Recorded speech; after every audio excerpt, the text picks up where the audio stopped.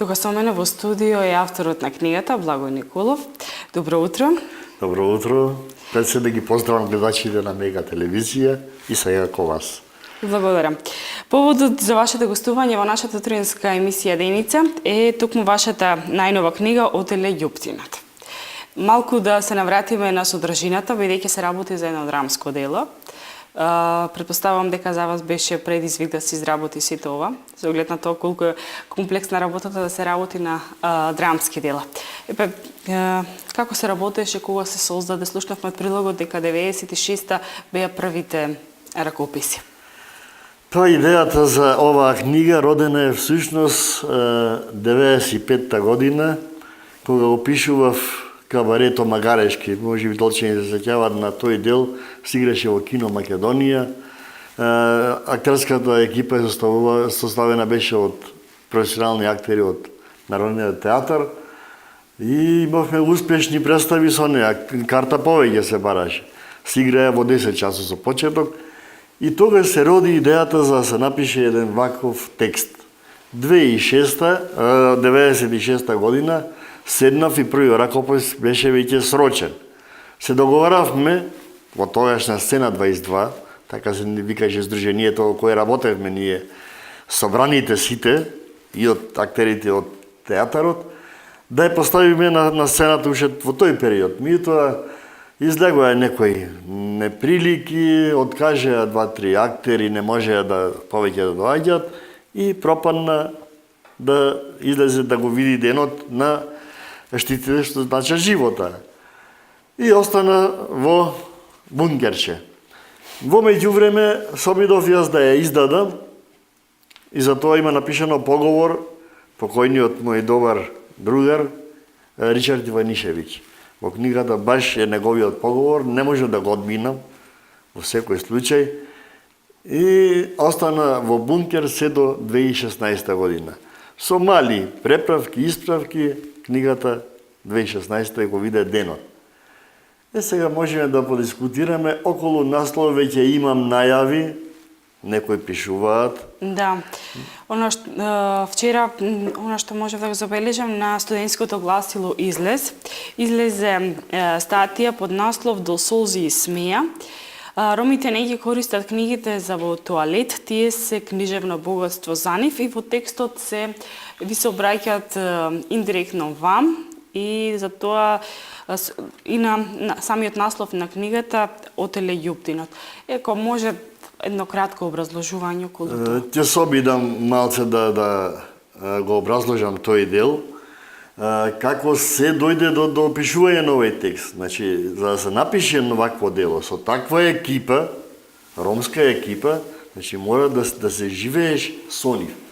Да го видиш нивниот сензибилитет, нивните секојдневни мачи и убавини, па да стигнеме до еден ваков текст. Значи, во тој период, јас скоро година дена бев присутен во нив. Јас имам многу добри пријатели меѓу ромите, така да и денес би се најпријатните луѓе кои што не знаат лошо да направат. За среќа, ние македонци сме малце поинакви. Мененото, ама тебе двете, така велиме. Кај нив еве се случува преземат нешто од нас, значи негативно. Јас прочитав на веб страната на нашата, на Facebook, на нашата страница на библиотеката, каде што сум работен. Дури цитират како расистичка комедија. Меѓутоа тој што го пишуваше изгледа нема читано што е расизам. Можеби подобро ќе беше да напише дискриминација, меѓутоа не е и тоа. Овде се кажува еден живот на одредени типични луѓе меѓу ромите, кои што сакаат едно подобро утре, кои маштаат за нешто, да станат. Тоа е да напишат текст, да режираат представа, да бидат познати и како режисер, и како глумец, и како автор. Тоа му е избегано на тој што го пишуваше, мислам во секој случај, со тие навредливи зборови, затоа што Благој Николов никогаш не бил расист и секојаш ги сакал сите. Значи, за мене се сите луѓе подеднакви, независно која нација, која вера и каква вера. Јас сум бил многу добри пријатели и меѓу нив, меѓу албанците, Мислам, сме живееле заедно сите и ден денес живееме. Нема да ги поместиме нашите односи. Така да можам да кажем дека тој период беше најважното што критиката, односно сатирата беше за Министерството за култура, односно доделувањето на проекти вредни или невредни, вакви или онакви. Значи во тој период, 96-тите, средината на 90-тите години се доделуваа такви проекти, кој ќе конкурираше добиваше проект. Меѓутоа вредни проекти ги одбиваја. Значи бројноста беше битна на проекти, а не квалитетот.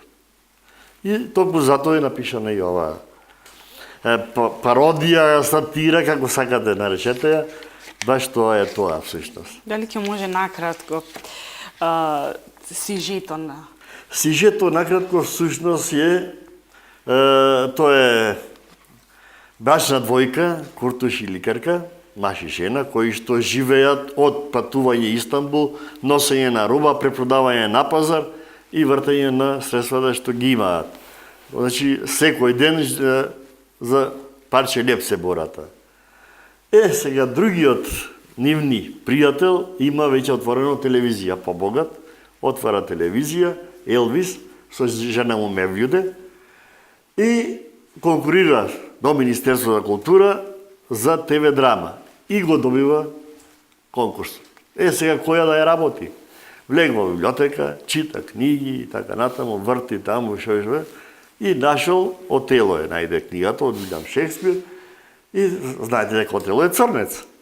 И вели, па овој ко нас бе, брат, овој ко нас црни и овој. И по тоа е крстен на Отеле Ѓуптина. Значи, Отело е црнецот всушност. Меѓутоа, како нас, не може да речеме сега Отело црнците, ами ќе речеме Отело ѓупците.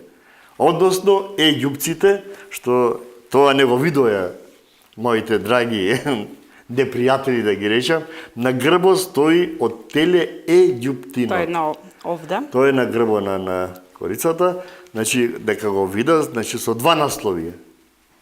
Јас не случајно го имам ставено тој Отеле ѓуптинот. Иванишевиќ кога ја пишуваше критиката, не пишуваше за ѓупци, немаше доаше ѓупци во тој период 96 година. Јас ги поправив тие зборови. Ги напишав дека ѓупци се во критиката, да не стои како таква. Значи, избегаја малце од самата линија, не читајќи ја работава, и да довршиме со сюжетот. Значи, ја пишува бара режисер, бара сценарист кој ќе дотера како таква. И влегува кај Куртиш. Куртиш во меѓувреме тоа се снимаше Спилберг, имаше бараше статистика да тој оди таму да се представи за да статира да се биде кој динар кај Спилберг. Арнова го одбија, зашто не имал вискина, бил куса. И така натаму, мислам тие се секој мора да оди комедија на ситуација да биде смешно, тоа не е вреѓање. Мислам, ама тие ситуации кои што мора да се движат, иначе биде суопарен текстот. И ја добива таа, ја преправа. Од Шекспир ја чита таа поезијата, да мислам. Отело е стих целата. И вели дури, аби вакви стихови пишат и моите чавина. Демек децата пишеле поезија. Тоа е во рецето.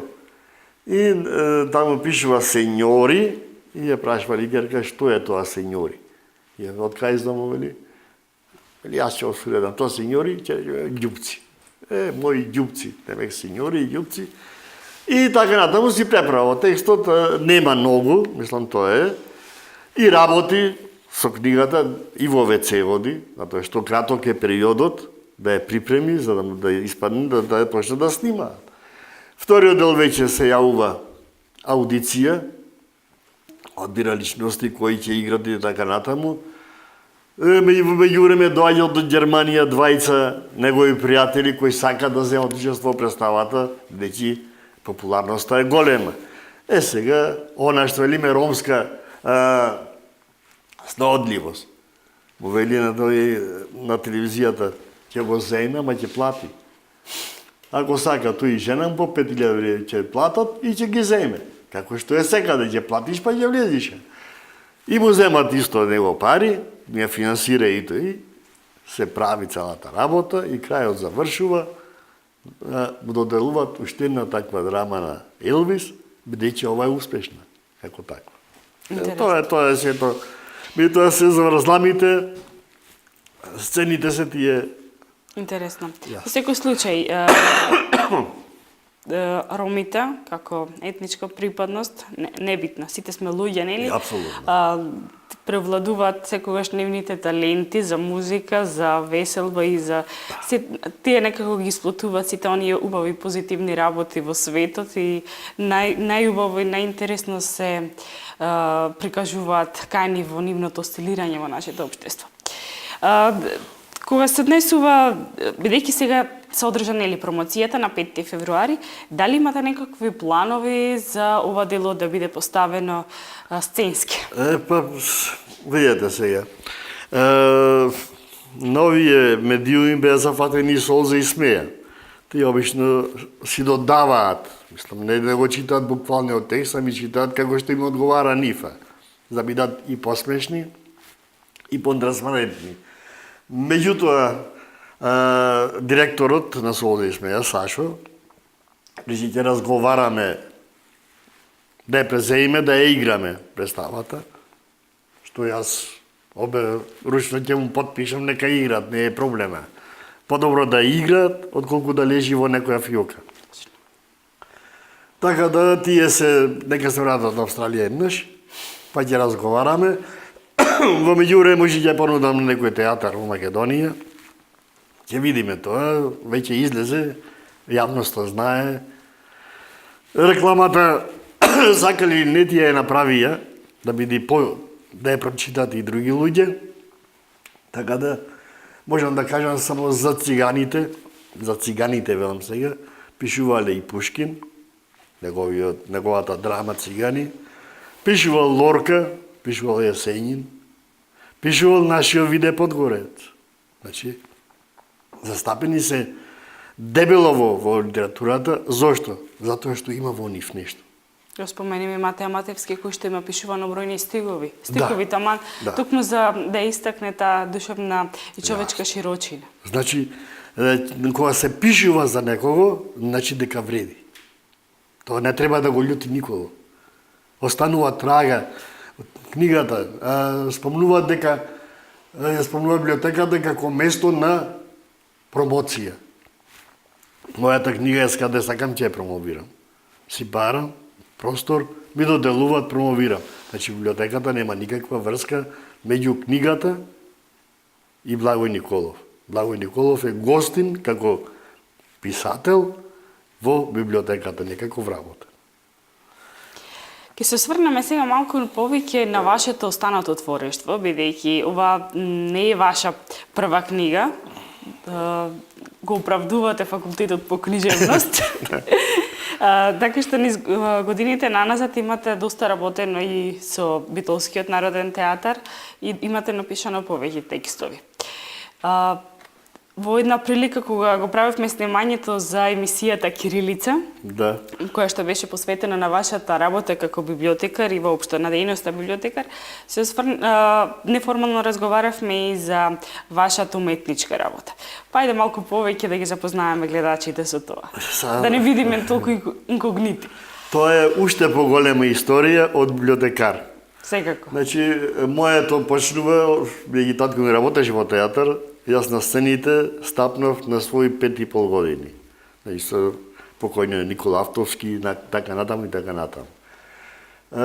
Се дружевме сите, моментално актерите во театарот, Чоревски, Слободан Степановски, покојниот Ѓаковски, така натаму, Мирчевски, Петар, значи сите тие ни се една плејада на луѓе, на другари кои сме се дружеле во својата младост и со кои сме работеле представи.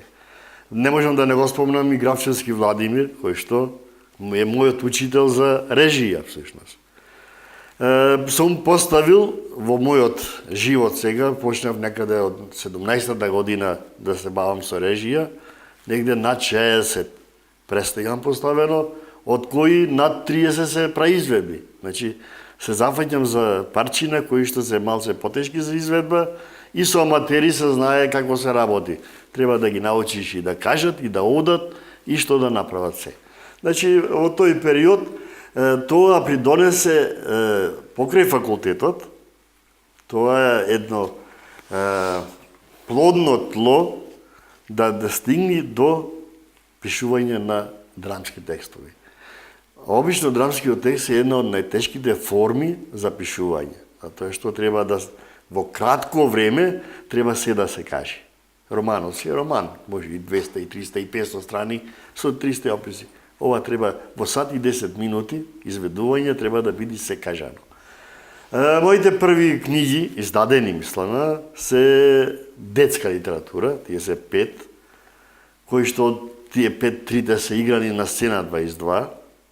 Едната играна во повеќе театри низ Македонија, како Дедо Мраз и Дедо Мразица, како новогодишна представа. Така да и за тој дел, за детето, мислам, тоа е едно најневино суштество кое што се радува на тоа. И тука треба се влези во свето нивни. За да се напиши детска драма, треба Благој Николов да биде дете 7, 8, 10 години, за да може да влези во нивните потреби и да напише нешто што е добро. Самовилата од Напуштениот замок се играше и во театарот, така да одеше многу добро, секогаш беше полна сала, па некаде одигравме над 40 представи. Низ цела Македонија бевме, гостувавме во секој случај. И што да кажам повеќе, Сценат во фиока уште 2 текста, тоа е за љубени жени, тоа е комедија само со жени. Одат на одмор и таму се заљубуваат во еден портир и сите со него се движат. Мислам тука, и тие нема да се најдат за жените да речат расистом, што пишувам вакви работи. Се надевам. Се надевам. И тоа е тоа. Али Баба и 40 разбойници драматизација му е, изведена е 95-та, баш тогаш почна и Саше од Солзи и смеја кај мене да игра. Значи првото стапнување на сцената беше со мене во Али Баба и 40 разбойници, каде што играше Чевларота. Значи тие се истории, мислам, што за кратко време не се опишуваат. Моментално работам од ремисар последниве 4-5 години во Домот на културата. Еве сега веќе помина и проектот Умри Машки. Треба да работиме, да почнеме. Тоа се кој актуелна представа. Да, треба да се почне да се работи, така да не мирувам во секој случај. Тоа е битно. Можам да најавам дека пишувам роман, меѓутоа заради обврските на стручниот дел и на работата не можам да се концентрирам за да го довршам. Тоа е напишан до половина, и тоа не е Јасно, финиширано. многу полиња чекаат на вас, а тука е и стручната литература во библиотеката. Бидејќи кога станува збор за театарската сцена, кај нас во Битола, годините во минатото се паметеше таа театарска сцена посветена младинската. Представи каде можеа да ги посетат и најмладите, децата. И детската сцена. И тука секако беше таа аматерска театарска сцена, кои на некој начин постојано беа присутни, но секако сега малку како да е ставено на маргини. Значи, ние го имаме Битолскиот народен театар, работи одлично, поставува одлични представи, носи странски режисери, тоа е во секој случај за пофалба, но сепак ни фали театар кој ќе едуцира нова публика, млада публика. Значи, која ќе може, кажувам хипотетички, која што ќе може да ја гледа Хајдин на времето, нели? Да. Или Том Сойер, сето тоа. Јасно. Видете, значи, тоа е голем минус за нашиот театар. Замина во еден правец, мислам, на фестивалски театар, аз така би го нарекол. Се прават представи повеќе за одреден круг на гледачи, не е за секој гледач. И тука малце избегаја од оно што беше Битолскиот театар. На времето се работи и по 8 премиери. Тоа немат можност во секој случај, меѓутоа можат да работат, не мора да носат скап режисер, за да се постои, например, народен пратеник. една комедија или било која комедија од наш македонски автор. Значи, тие отидоа во тие крајности, носат врвни имиња, меѓутоа тие врвни имиња си прават експерименти кај нас и тоа може да го прочитаат тие символи само одреден круг на луѓе кои што го знаат театарот во ситница. Значи, за обичниот гледач тие представи не се. И затоа и публиката веќе намалена им е во театарот. Што треба? Значи, детската сцена, еве има нешто на внукот на бабец, нешто правиме, не е тоа. Се јавува еднаш годишно, дали со новогодишна представа или со детска представа, која што не е она класично. Јас велам, театарот мора да постои реализмот. Ако го нема реализмот во театарот, бегаме од се. Значи, децата не бараат да видат. Ја чита Снежана, треба да ја види Снежана, не да му дојдат со сателити во представата. Не е тоа. Значи, Снежана да биде Снежана. А за другите има место како да се направат со играта на фантазијата да е тоа. Тоа си има цртани, има, ги гледам јас, внукот ми е 7 години, го гледам шо гледа всушност. И тоа, кој ќе оди во театар, одма поинаку кажува. Дедо го видов ова, го видов она. Значи, бара реализма да го види. Во секој случај, тука и оние тенденции на постојана промена во општеството, сепак генерациите. Може тука да се постави прашањето дека тој постои генерацијски јас, па едни генерации имаат потреба од едно, па други генерации од друго. И тоа треба да се внимава. Ете, вие конкретно сега работите и, како што споменавте, и во Демир Хисар, каде што работи Домот за култура. Таму нема театар. Нема театар, тоа е аматерска група. Единствено работи Центарот за култура и имаат можност уметниците таму да гостуваат и да прикажуваат културно-уметничка програма. Како сте задоволни од таа сцена? Видете, сцената како сцена е една меѓу најдобрите во Македонија. Мало театарче, со малце седишта, акустика невидена, светлосниот парк малце му е до некаде веќе уништен, пола функционира, и сега јас им велам да си побараат проект едно друго, да му дадат Министерството за култура да го обноват паркот. Меѓутоа, оно што го работиме, за тој дел, мислам, за тоа работиме комедии претежно, за да се насмеи народот. Ако сработиме некоја трагедија, сигурно дека тие цел ден работат по полето, да нижат тутун, копаат тутун и така, и ќе дојди да го малтретираш со некои тешки представи, нема да дојде во секој случај. И сега се насмее. Зошто се салите полни на солзе и смеја? Јас стално ги карам нив. Не смеат со вулгарност да влечат публика. Мора да има уметност во сето тоа. Без тоа не добиваат ништо. Ќе бидат од денес за денес. Нема да бидат по 20 години. Да речат, браво бе, останаа историја. Ти се знаеме, и во музиката, имам кажано тоа. Музиката денес, каква песна, 3 месеци цепи, по 3 месеци ја нема. Еврхините и денес се врдат и на сите им субави. Значи, нема разлика во годините. И ќерка ми ги сака, например, ноќи во белиот сатен, и јас ја сакам, и внуко ја сака. Значи, нема генерацијски. Тоа што е добро, е добро. Јасно. Бидејќи споменавме дека може би ќе биде Отеле Јуптинот поставена на сцена, комедија претпоставам дека подготвувате и за во културниот дом во Демир Хисар. Да.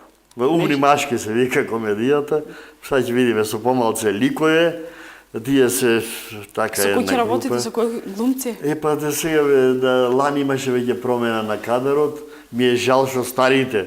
Имаше таму и луѓе од по 58 и 60 години. Нешто што се случи, не знам, меѓутоа напуштија. Едногласно сите напуштија наедно и се имам подмладок некој од прва година, осподелени и така, тоа е добро, мислам. Да тераме неколку 4-5 години заедно и од нив ќе излези нешто. Може да бидат и актери и така натаму. Ќе му се вроди и љубов кон театарот. Така да сега работам со млада екипа. Не се познати воопшто, затоа што лани првата представа ни беше. Работевме киријања, од Јован Старе Попович, потежок текст. Да. Така, меѓутоа јас планирав со старата екипа, испадна со другата екипа, меѓутоа се сработи, ја поставивме, функционира, во ред се снајдува младите. Тоа е одлично. И тука е се во ред. Одлично. Дали во скоро време ќе објавувате нешто ново? Па видете, сега ќе имаме промоција, ама тоа е веќе на стручна литература, хронологија на значајни настани во библиотекарство на Македонија. Офатени се трите библиотеки, нашата библиотека, Штипската и Охридската. Автори се Анета Стефановска, јас сум, Благој Николов, Анита Ангеловска и од Штип Охридија Лазарова. И кога се планира? Па, почетокот на март, вајда некаде. Сега, за брзо време ќе би. Таа е напишана, веќе готова, само да се... Одлично. Да. Одлично. Значи не мирувате воопшто. Нема мирување. Некад април треба и да излези, кажав, и во стручниот дел, млади библиотекари, прирачникот, така да полна капа работа. Да.